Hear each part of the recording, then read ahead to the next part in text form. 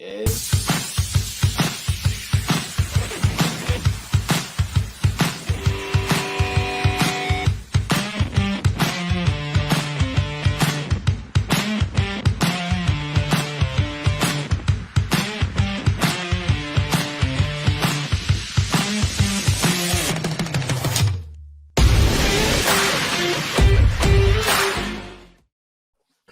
Good morning, everyone. Welcome to Office Hours. I would say the early edition, but I'm on the East Coast, so it's the normal edition for me.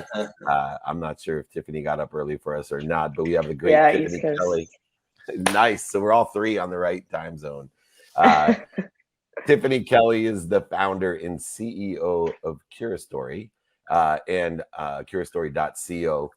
Tiffany, I could not think of someone that's more aligned with what I do, what I never thought I would do, and how I do it, coming from a traditional curator, someone who has built brands over the years from the 80s into wherever we are today, the 20s or whatever you call it. But never before have we had a better opportunity to curate content, to be creators ourselves, and to create our own spectrum, our own community.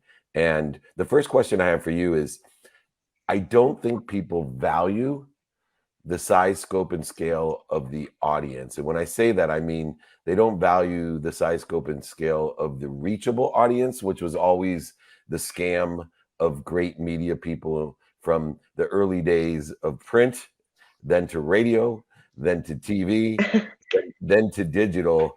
The reach has always been a scam, but it's really not a scam when it comes to social media today, because the reach is the reach. We know there's so many people on the internet, and from the very first SMS frog viral text that went out, it didn't matter. But the other size, scope, and scale that I'm talking about, Tiffany, is that because we have such a large reachable audience for real, not some subscriber base that may or may not turn their TVs onto that channel, but more importantly, we don't appreciate 1,000 people. And where I think curators and content creators lose scope, size, and scale is they don't appreciate what they can do with 1,000 people. And people like the Dr. Pimple Popper, who start with 100 and move to 1,000, and all of a sudden have more ambassadors, true engaged people in their lives than the entire Pro Football Hall of Fame, which is the most famous and popular sport in America. I've learned the lesson of 1,000. And, I want to kind of talk to you, because you're in this business of CuraStory, of how, number one, we educate people on how important the 1,000 is, and also how important the reach is. Yeah, I started at ESPN, and kind of that's what I observed. I'm on the cusp of Gen Z millennial, and when I was there's kind of this bifurcation between the lifers at ESPN that were thinking cable forever, and then kind of my generation that we were on YouTube, we were consuming content so much differently, and we wouldn't just turn on TV. We would actually just kind of be in these fragmented audiences watching media in different places. And it got to the point where like our talent, and I worked on the content side, our talent were just re-upping negotiations of their contracts because they wanted to do their own content. And so just realized creator economy was here to stay. And kind of marketing and tech and innovation and tools were just coming out to be able to allow creators to monetize their fragmented 1,000 audiences online. But what was super tough is, I mean, if you're one person or kind of a niche media company with one or two people like this, you don't have the resources like ESPN. And creating content, editing it, monetizing it, and distributing it omni-channel digitally is, I mean, those are five full departments by themselves. And so CuraStory, we just kind of alleviate all of those issues, and the creator can really focus on creating content. So brands are able to come in, run campaigns in 10 to 15 clicks, and get native creator recorded ad spots on hundreds and thousands of video shows on the internet at once, which we're kind of changing that world as well. And then creators can really just sit back and do what they do best, which is create content like this, and be able to monetize too, which they're not really able to do for like 1,000 or so people or their end user audiences. Before I let Mikey jump in here, I got to say this because I've worked with the biggest stars at Disney and ESPN, and one of the resounding commonalities as I'm looking at our three backgrounds is the one complaint that I heard is they care more about the set than they do me. And the nice thing about the creators now is nobody gives a shit about the set that we're in. In fact, I think people enjoy the different backgrounds that where I appear, like Where's Waldo, than spending millions and millions of dollars on a set. So I thought that was funny as you're saying. I'm thinking, now look at these three different backgrounds and nobody gives a shit. So sorry, Mikey. Go ahead. No, I agree. Good morning, Tiffany. Good morning. Congratulations on Curious Story. Simply fantastic. A huge fan of what you're doing. Been in the space a while and just watching what's happening, and love decentralizing media, like everything else being decentralized these days. It's just a fantastic opportunity. And congrats on the site itself. I went through there. It's amazing. It's just so user friendly, and it's so great and organic to use. I really enjoyed going through it. Take me through, if I am a student athlete or other and I want to use it, what's the learning curve like? What's the uptake process for me to get into it? Because I've been posting all of these great clips on social media, but now I want to get more formal. How does that happen? Yeah, so honestly, the only learning curve that we really have is making sure that you're comfortable filming yourself, and with video, and having your phone in front of your face and kind of shooting a day in the life, or this is what I eat in a day, this is me working out, which honestly, Gen Z, that's what they do all the time now. TikTok has passed YouTube and watch time. So the cool thing about Curious Story is just they create an account, they upload all of these day in the lives, the short 1 minute to 2 minute clips of kind of what they're doing, and then they just get ad spots from brands, and they either accept or decline it. If they decline it, we match it to another campaign running. If they accept it, then they get a script, product link, any other direction from the brand, and they just film a 1 to 2 minute spot. And we have a really cool magic tool that they can just put the time where they want that ad spot to start in their video, and then with one click post to YouTube, IGTV, Facebook Watch, and TikTok. They don't even have to worry about invoicing brands. We just debit the credit card of the brand every 1,000 views, whatever the rate is for that ad spot. And the cool thing is, the only thing that's sponsored is that 1 to 2 minute spot. The rest of the video is fully original. So the engagement rate is way higher. Like, who wants to buy a magazine with all ads in it? So that's kind of a really nice piece that student athletes can just honestly focus on creating content, and we take care of everything else. So great.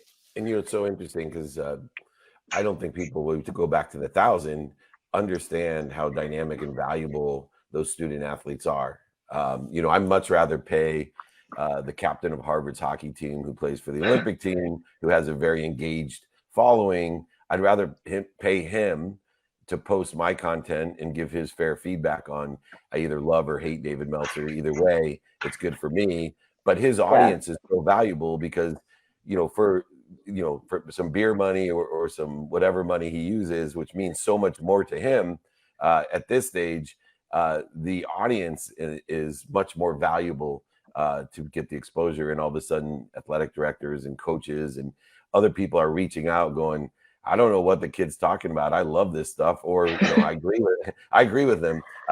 Either way, it's good for a brand. One of the other things, Tiffany, that you're excellent at is there's an inherent, I'm a middle-aged mutant turtle. And when I say a mutant turtle, I'm a nut. I literally, I've been around long enough to see the inherent biases. Yeah, the inherent biases with 3 daughters of my own. My business partner is Warren Moon. I've seen inherent biases, which is the majority of the biases that have been around since the 70s. But there's something that's really cool about technology. It's accelerated everything. And what it especially is accelerated is the learning curve. See, what happened in a generation is that we prepared, over 50% of the women were going to college, but they weren't executives. And what's happening now is because they don't know how to play the game. It's not because there's a bias there. There's a game to be played. And, you know, as a Black female, you've been able to raise over $1 million. You learned the VC game. You've learned the creator game. You've learned the content game. And I will say that you know, in my mind, by the time you're my age, I'll be disappointed if you're not over the B mark, because you have all the skills, knowledge, and desire. And now you know how to play the game, and you're helping other people. You're elevating other people to play the game as well. Where do you see the best place to monetize, you know, this content? It's all great and clear, but what I love about what you do is you have a keen sense on, hey, this is about making money, helping people, and having fun, not just helping people and having fun. We actually can make some money so we can help more people and have more fun. Right. I honestly think creators have to be omni-channel today. I feel like specifically for video, I feel like audio, that world is really owned by Spotify. And that's kind of why these creators accept these contracts to just exclusively be on Spotify. But I think with video, there are way more platforms. People are consuming video in so many different places. And so creators, the best place to monetize really is you have to post everywhere. Because I consume content like on IGTV, but I know friends that consume it on TikTok and people that consume it on YouTube. So you really have to be able to post everywhere. And I think that's kind of the awesome thing with Kira Story is with one click from our platform, creators can post everywhere. And they're monetizing every single audience that they have on every single platform. And we're just debiting the brand from that, and they're getting paid for that. So that's the pretty awesome thing, I would say. But I think also for creators, I think monetizing everywhere, but also being able to do long form content, or my lean above a minute, not just kind of doing these pay to posts where you're just holding a brand drink or something, really being able to tell a story. Because then at that point you unlock longevity, and really being able to monetize for a really long time and being able to tell stories. And that's kind of why I'm super excited for student athletes. I really hope they kind of move away from pay to post in these like influencer marketplaces, and they really kind of focus on long form content and using platforms like Anchor and Kira Story. That way they could really just monetize sponsored segments within kind of these 1-minute, 2-minute video shows. It's fantastic, Tiffany. And I think you started to answer my question. I just wanted to maybe elaborate a little bit, but are you finding certain forms or types of content that are scaling more, that are more monetizable because audiences are relating more on a human level or other? Yeah, it's actually a mix between long form and short form. And it's so funny because long form people are like, oh, like 30 minutes. Like, no, like we consider long form above a minute. Anything below that is short form. So short form, it was trending like closer to short form, but actually TikTok increased up to 3 minutes now. So that even tells you statistically that longer form, kind of 3 to 5 minutes is the sweet spot. And obviously, of course, you just kind of have to hook people within the first few seconds for them to want to continue engaging and continue watching. But I think it is gearing more towards long form a little bit, so above a minute on all of the platforms. Thus the original, 7 figures I spent on 100 vlogs, traveling an entire team around for a year. Gary V and I, you got to awesome. Start somewhere, I guess, but we got tons of content to cut up into 1-minute clips. So anyway, that's Tiffany, perfect. Yeah. It is. That's the great thing about content, right? It's perpetual. Tiffany, you're incredible. Tiffany Kelly, curastory.co, especially for those student athletes, entrepreneurs that are here with us every day. Reach out. She gets it. She will help you get it as well, to make a lot of money, help a lot of people, and have a lot of fun. Could you ask more as a creator? Remember the power of 1,000. Thanks so much, Tiffany. Bye. Thanks. Great job. Tiffany. We appreciate you. All right. Now we get the legend. Here we go. 9-time Emmy Award winning television journalist and an exceptional media coach. Jane Hansen here, trainextra.com. And don't forget our co-venture here with our friends at nobodystudios.com. Thank you so much, Jane, for joining us. Well, good morning. How are you guys? Good morning. Fantastic. Jane, I've been dying to have you on this morning because I am in the midst with my wife of designing a home. We're here in Bloomington when my daughter goes to school. She's a glam lord, so we're renovating this home.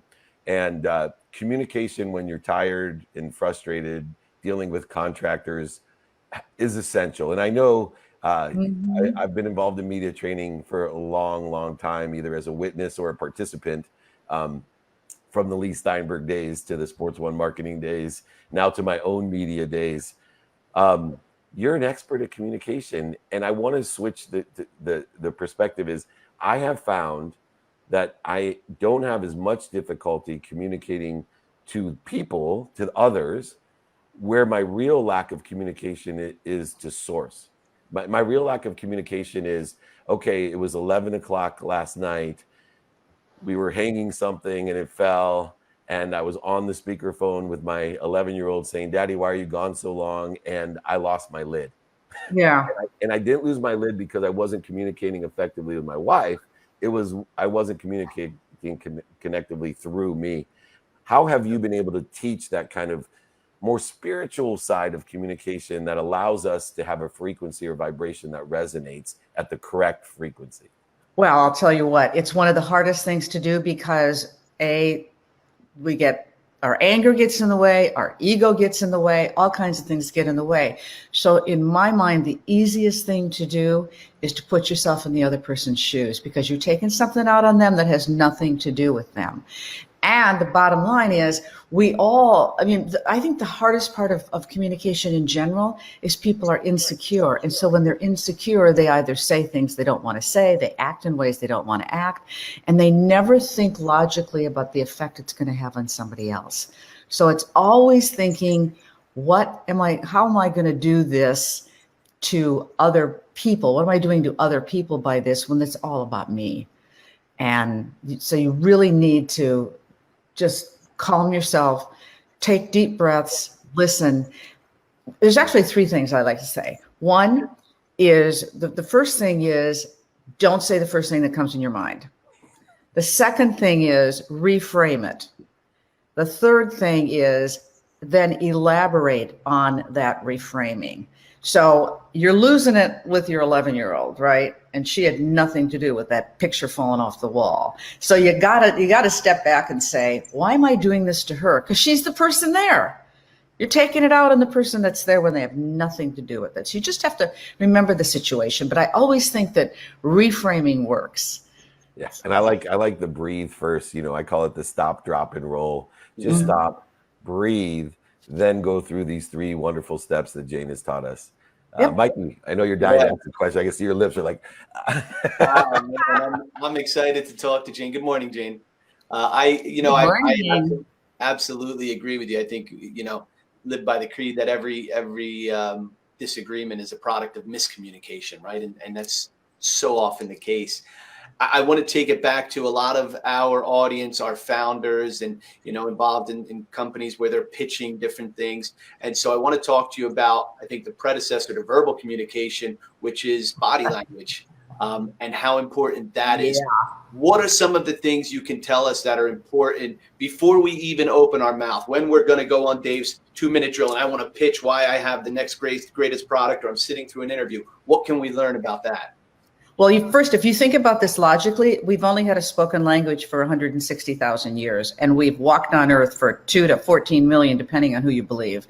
Right. So it's innate.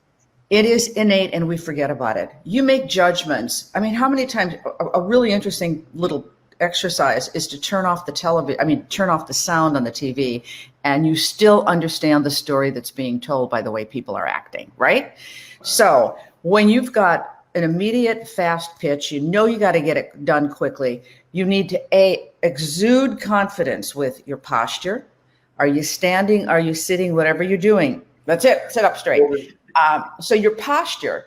I've got a poster that shows somebody who's slumping over, and underneath it says evil. So somehow, if you're slumping, you're evil, but when you're standing up straight, you're exhibiting confidence. Then you have to, if you're moving forward, if you're walking into a room, now you got to be a little cautious with this these days, but or in the past, I'd say, put your hand out, get ready to have a good firm handshake.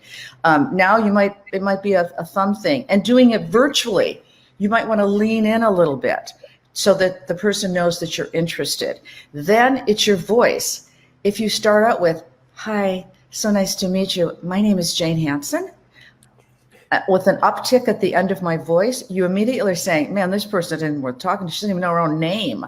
Because anytime you have an uptick, you turn a statement into a question.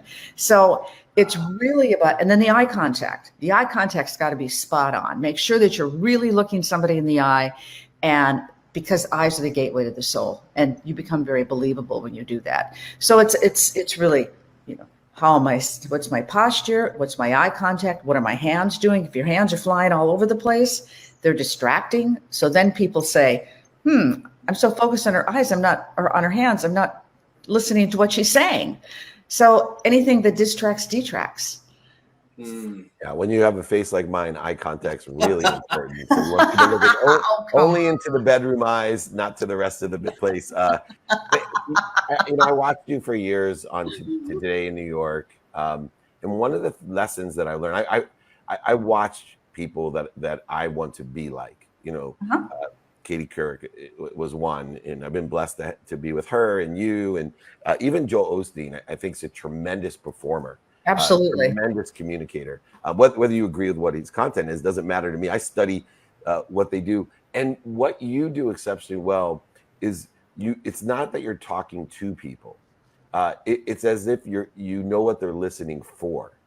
And so I was hoping that you could work us through how you do that, because I think so many people want people to listen to them, and some people provide information that we're listening for. And I know ego's involved there a little bit, but I know you've been doing this a long time. Is there some tips that you can give in media training to know what your audience is listening for instead of talking to people? Well, first of all, it starts with really good prep. Who is that audience? You want to understand before you walk in the door. So many people have one message, and they're going to give it to that audience, whether that audience wants to hear it or not. But without ever thinking that maybe they need to tailor the message to the audience. It's crucial. People don't know who they're talking to at times. Are you speaking to young people, old people? What's their ethnicity? Are they male? Are they female? What's their location? What's their geography? And so you really need to know your audience first. That's really crucial. So good prep is totally important. And then the second thing is, now you've figured out who's my audience, then you want to make sure that you're addressing them, and you're really not only looking at them, but you're listening very carefully. My mother used to tell me that I have 2 ears and 1 mouth for a reason. Listening is crucial. And then you can pick up on a key word that somebody's saying. And when you pick up on that word, then you can ask a question that revolves around that. And when people feel they're listened to and they're heard, makes all the difference in the world between the communication. So it's audience 101 is what I like to call it. Make sure you know who they are. And I do a lot of work with my clients saying, let's first start with who are you talking to, because they might have 9 or 10 different messages, and they're not talking they're not giving the right one to the right people. So I think that's crucial. Yeah, that's what I was curious to know, Jane, is what do you provide? What services in media training and presentation skills are available? So then there I am using my hands, right? But you can use them. I'm not saying don't use them. Right. I'm just saying don't use them. I'm not doing this. Right. It's part of, I guess, the passion. But as long as it's not just the rule. Yeah. Yeah. Okay. Yeah. So what do you have available? How would we learn these things? Is it a program that you offer? Is it private coaching? Because this is something that obviously a lot of people can benefit from.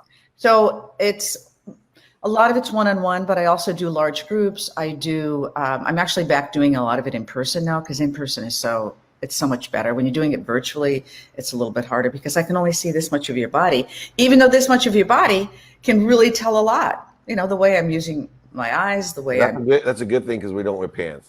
Oh, just kidding. I got them on. I'm kidding. During COVID, I wore this pair of cutoffs that are all ripped up. I wear them every single day, and I've decided I'm going to bronze them. Nice. What the hell? Okay, so the training. So I do both presentation and media training, and there's the same skills are prevalent in both. How you use your body, etc. What the content is, that sort of thing. But in the media training, obviously, if you're going to be in a television show or you're going to be in a podcast or you're going to be wherever you are, time is of the essence because you've only got so much time. So we have to really polish the messaging and do that sort of thing. Same thing with presentation, because you don't want people going on and on and on and on and on forever, because then it gets really boring and old. So the training really consists of, I do it in shorter, like hour and a half to 2 hour time frames when it's virtual, half days when it's when you're doing it in person. And basically what I do during it is we start by assessing previous videos that they've done, taking a look at what I think they do really well, and then where I think they could take it up a notch. Video is a big tool in what I do. I take videos of everybody, we play them back, we look at them so they can see that. Then I show them best practices of what other people might be doing. For example, if they're going to do some sort of a show like this, I might take you guys and give them examples of what you're doing, how you're asking your questions, how tough you're going to be on them. Yes, what your posture is like. But it's really just to show them what other people do and give them some really solid examples of how they might want to perform. And then we literally go through it after we've worked on the messages. How are you going to say this? One of the skills that I learned from all of my years in television, and I never knew it was going to be so important, was this ability to edit. Edit really, Mark Twain and a whole bunch of other people said these great lines about, I'd have written a shorter letter if I had more time. Editing and taking the words and making them shorter and smaller, making them so that people really understand, so you're clear and concise. That message polishing is really crucial. We work on that, and then we get into the video. And it's really a matter of rehearsing and doing it again and doing it again until we get it right. People are afraid. People are afraid of speaking in public. They're afraid of getting on a stage. Jerry Seinfeld used to tell a joke that more people would rather at a funeral would rather be in the coffin than giving the eulogy. So people are afraid of public speaking, and there's no reason to be. It should be fun. You're out there telling your story, and I just help you tell your story better and sometimes a lot more clearly. And you do that not only for media people, but also today, as you saw from Curious Story, everybody's a media personality, and also for corporate reasons to communicate effectively internally, as well as pitching. As I have a pitch show, I see that training is essential. I was speaking in Arizona the other week, and the world champion legends bodybuilder, natural bodybuilder, was before me on stage. And she came off and she looked at me and she goes, I don't know how you do what you do. I'm terrified of speaking on stage. And I said, that's okay, because there's a duality to the terrified state that you do. I said, if I would go on stage in a G-string like you, not only would I be terrified, but the audience would be terrified as well. And I said, why don't we train each other? I said, I got a lot easier job to train you to not be terrified of speaking than you do to shave my whole body and stand on stage at a G-string. So to that note, thank you so much for helping us out at Nobody Studios, 9-time Emmy Award winning, the incredible. Thank you. I use the legend only for the accomplishments and legacy that you've created for so many others, as you have celebrated and elevated so many other people in your life, which is why we love to have you with Nobody Studios as well. And please reach out if you need any type of training on how to communicate, even to your 11-year-old or to your wife when you're remodeling a home. Just reach out. We are blessed to have you on our team. Please, everyone, Jane Hansen, trainextra.com, XTRA, that is, with no E, and nobodystudios.com.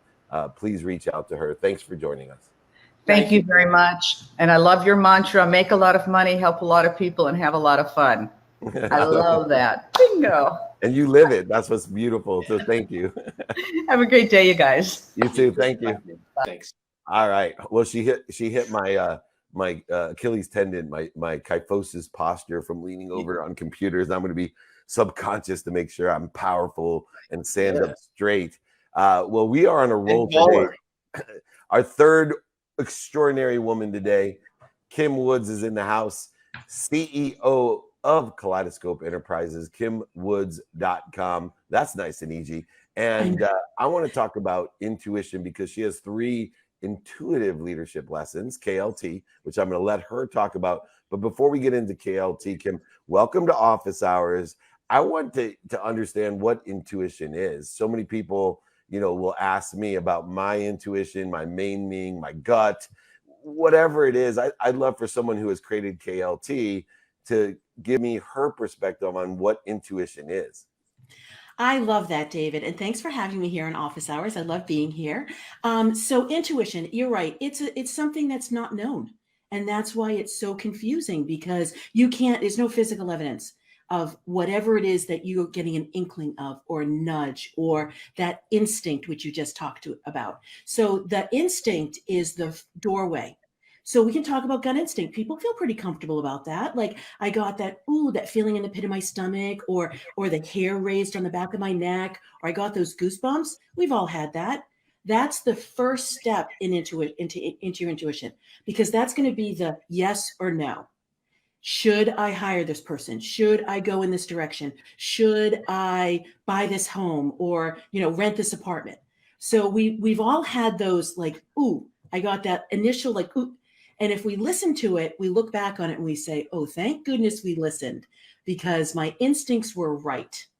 So, the instinct, I think people feel comfortable with. When you get into intuition, though, that's where people get a little bit confused or doubtful or they just don't really understand, because intuition at first we haven't practiced. It's a muscle we haven't developed, right? When we were younger, maybe we had an imaginary friend, or maybe we just knew something and we made the adults feel uncomfortable. No one's fault, but we learned to shut it down. And so because we've shut it down for probably decades, now we're saying to ourselves, gee, we really want to use our intuition. A, I don't know what it is. B, it doesn't even talk to me. And then C, well, why would I believe it anyway? Because it's not really real. But our KLT method helps you step into your intuition. It's a beautiful walkway. After you walk through that door of instinct, when you know yourself, like yourself, and trust yourself, and as you develop those things, you can then realize that, ooh, my intuition is like my best friend sitting right here, my guide, the best mentor that I could ever hire, my whole fleet of like a jetpack of people, and all this energy and certainty and calm for me to get through these chaotic times. Before Mikey, real quick, I love that because I always say my perspective is my co-pilot. Now I'm gonna have to add another seat to my plane. So I have my intuition and my perspective are my co-pilots. I love that. Go ahead, Mikey. He's getting a bigger plane. Good morning, Kim. Yeah. Good morning. How are you? It's a commercial flight, so everybody's welcome to join.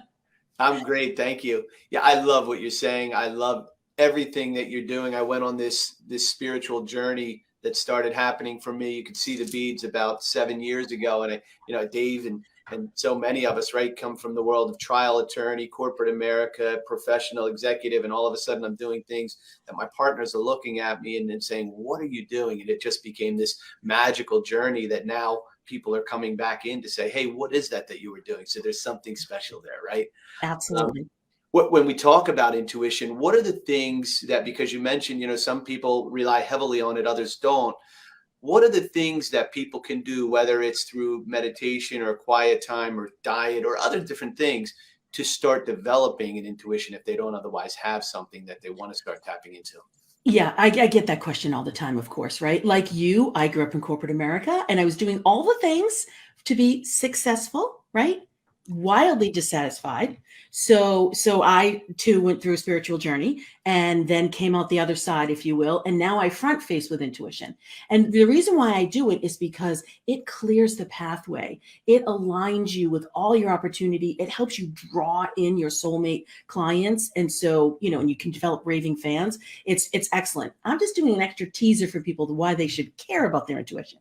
So I just wanted to take that moment. Thanks for letting me do that. So how you can do that. Okay. When I tell people either to breathe or to meditate, they literally want to just shudder. Like I can't do it. I don't know how to quiet my mind. It's not my jam. And I really appreciate that. So what we say to do is we say to take just like little tiny breath snacks throughout the day. Just 1, 2, or 3 breaths, just a few moments throughout the day. You can do it when you're logging in. You can do it when you're checking your email. You can do it when you're out walking your dog, right? Or when you're like throwing a load of laundry in. I'm doing like life because we're living at home and we're working at home mostly, right? So those are the things you can do. The other thing is you can take a pause moment. Look at that. We just took a pause moment. You can take a pause moment whenever you want. If somebody's asking you a question, if your boss comes over and he's asking you something that you don't know, you're like, ooh, I don't really know where I want to go with this. Pause. Literally pause. You need to create silence for your intuition just to get space, just to be able to be heard. Our minds are going so fast. There's so much information. There's so many things coming at us. Our minds are in the driver's seat right now, and we want our minds to they don't have to leave the car or the plane, but we want them not to be the only pilot. We want intuition to be the pilot too. So letting that awareness happen, right? Like this is where knowing, just being aware of that other person, being aware of the connection, being aware of what's around you, but most importantly, being aware internally, knowing yourself. What is it that you want? What satisfies you? What do you love to do? What makes you happy? Do you realize when I ask that question of people, they're stunned. They don't know how to answer it. Oh, yeah. Right? So that's like the first thing. What satisfies you?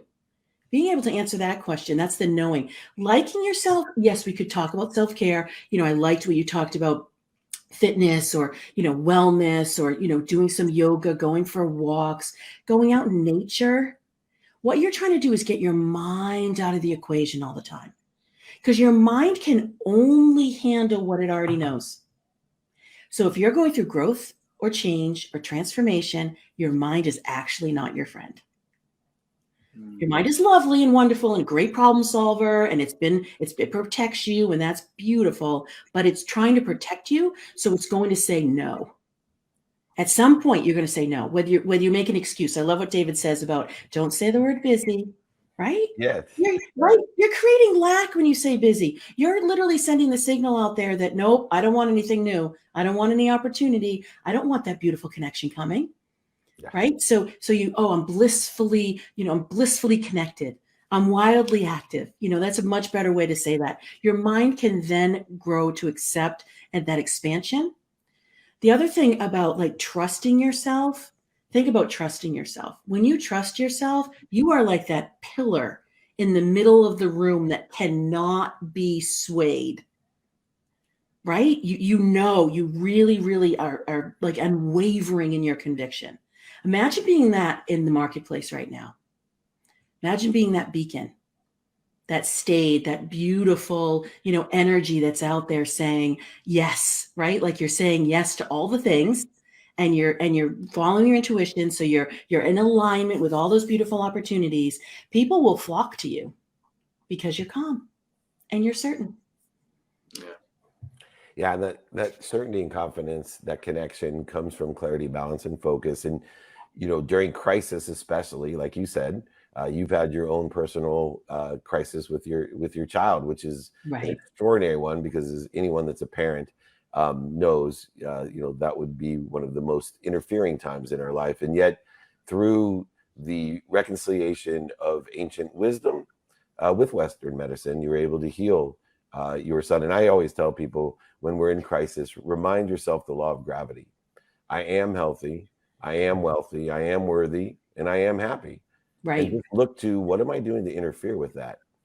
When you realize, as we care about our children, Kim, that there's an omniscient, all powerful, all knowing source that feels the same way about us that we feel about our children, except for, as you suggested earlier, we're not all knowing, we're not omniscient, we're not all powerful. So we now have a leg up when we shift the paradigm and utilize the law of gravity to say, I'm exactly where I'm supposed to be. Right. I'm at the right place in the perfect time.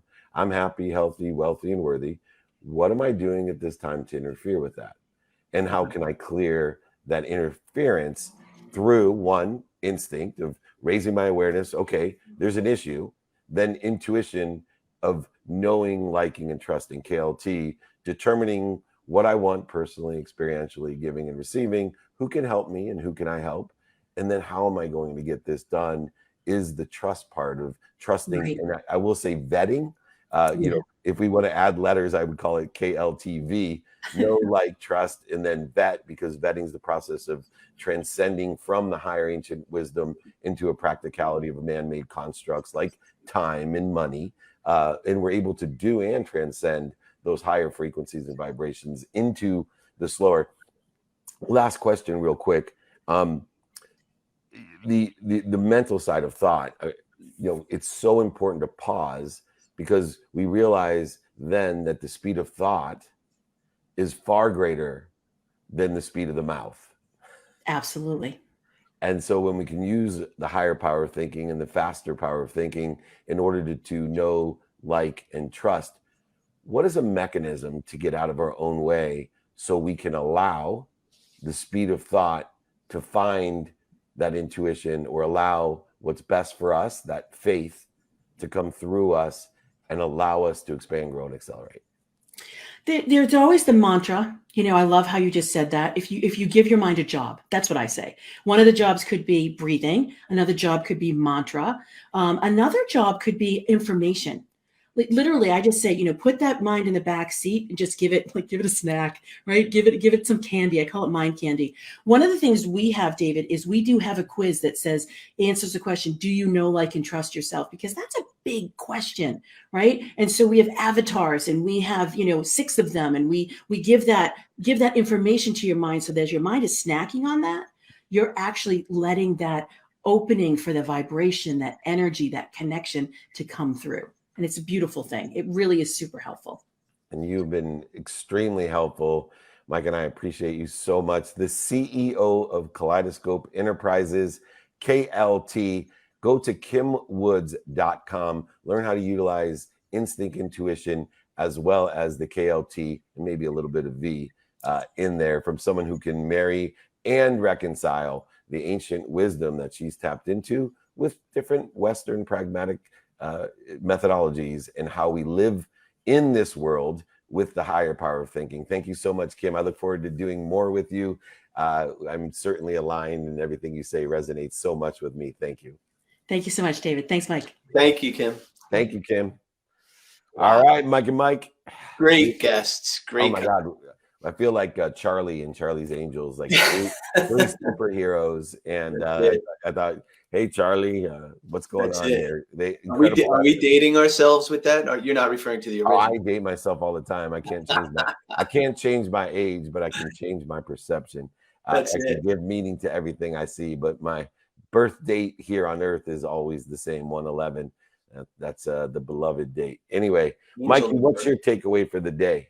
My takeaway is, man, it's really just resonates with all 3 of the guests. I think said it in different ways and demonstrated it through their companies, but that we all have a story to tell, right? And in order to tell that story, we have to know our story. So starts with learning about ourselves, becoming aware, then being able to tell our story. So, you know, if we take the guests in reverse order, Kim with learning about ourselves, learning our story, you know, KLT, know, like, and trust. And then once we know that, like Jane talked about, being able through the way that we demonstrate and communicate, effectively communicate that story.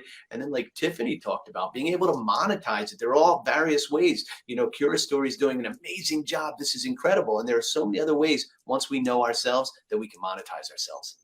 I love that. And for me, it is effective communication and inspiration through all of the guests that are learning and understanding what we're connected to and through. Tiffany, Jane, and Kim all teaching us effective communication is clearing the interference between us and the omniscient, all-powerful, all-knowing source, appreciating what we've received, listening for and learning from, as an intelligent follower or a leader, how to communicate through us what we've learned to others, continuing the process of inspiration, the coordinate of effective communication. Live inspired in spirit, clear the interference between you and the all-powerful, all-knowing, and omniscient, and everything else that you're connected to and through. Mikey, I feel so connected to and through you. The double M at Mike Momola. I get to see you next week, hang out in the blessed motorhome, as well as many other flights. We got a high-powered audience going to be interviewed by CNBC, their lead anchor there at Propellerfy. We'll be in Philly. We'll be in Westchester. We'll be in Miami with some heavy hitters, from Tim Story to Kim Perrell to Amazing. Patrick Bet Davis. We are going to rock and roll in Miami, bring it on the VIP mastermind there, and looking forward to seeing everyone. Super Thank excited. you, Mike, so much for joining me. Say hi to Marino for me. I'll see you guys tomorrow morning, by the way. Will do. Look forward to it. Thank you. Another edition of Office Hours. I think we're on like episode 250 or something like that. Is that correct, Matt? Is this 250? 250? 251. Yesterday was 250. All right. So 250 episodes of Office Hours. I hope everyone's enjoyed them. They're still available for you. Stephanie Strong, good to see you, my friend. Thank you so much for joining us, Scott and Jake and Mike and Cameron and Colleen and Blaine. So much fun. You can catch the replays. David at dmeltzer.com. If you need anything, I'll send you my book, my ebook. I'll sign a copy of my book and pay for the book and shipping for you. I appreciate everyone, but remember, most importantly, be kind to your future self and do good deeds. We'll see you later.